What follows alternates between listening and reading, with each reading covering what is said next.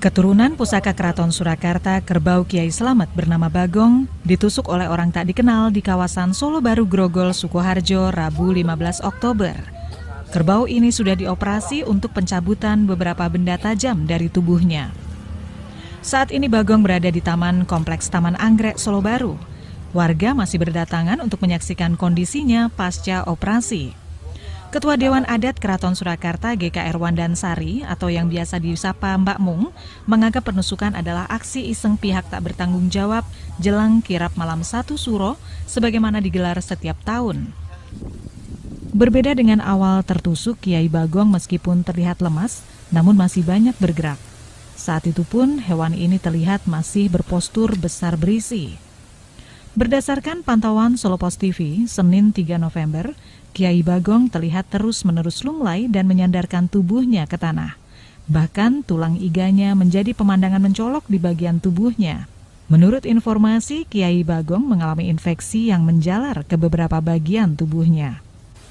Kerbau bernama Bagong, keturunan Kerbau Kiai Slamet Pusaka Keraton Surakarta Hadiningrat, mati Selasa petang. Kerbau yang juga dijuluki Kiai Bagong dikubur mirip dengan cara menguburkan manusia. Jasad kerbau ini dibawa dari lokasi perawatan di sebuah taman di Grogol, Sukoharjo menggunakan pickup Mitsubishi L300. Sementara liang kubur disiapkan di sisi barat pekarangan Siti Hinggil Alun-Alun Kidul atau Alkit Solo. Sebelum subuh, jasad Bagong mulai diturunkan. Lebih dari 30 menit abdi dalam menurunkan Bagong dari bak pickup hingga berhasil menaruh di dasar liang kubur. Perabot pemakaman sebagaimana prosesi pengebumian orang Jawa seperti kendi, kembang, dan kelapa muda pun disediakan di samping liang. Kain putih pun dipasang di dasar liang juga di atas tubuh kerbau ini sebelum tanah diurukan kembali. Setelah itu, abdi dalam Ulomo bernama Raden Tumenggung Pujidianto Dipuro memimpin doa sesaat setelah pengageng pariwisata Keraton Surakarta, Kanjeng Raden Masaryo Satrio Hadinegoro memberikan dawuh. Sekitar pukul 3:30 waktu Indonesia Barat, proses penguburan kerbau ini baru selesai. Sementara cuaca malam sangat cerah selama proses penguburan. Ada beberapa cerita yang beredar di masyarakat Solo tentang kebo bule yang berbau mistis. Pada zaman dulu, pernah terjadi peristiwa mengerikan. Ada perkampungan yang dilanda kebakaran hebat. Saking besarnya, api hampir mengenai kawasan keraton. Dan bersamaan dengan kejadian itu, menghadaplah seorang demang kepada Sultan Agung dan menceritakan keanehan kandang hewan yang beratapkan rumbai itu tetap utuh dan tanaman di sekitarnya juga tidak terlihat gosong atau tidak terbakar sama sekali.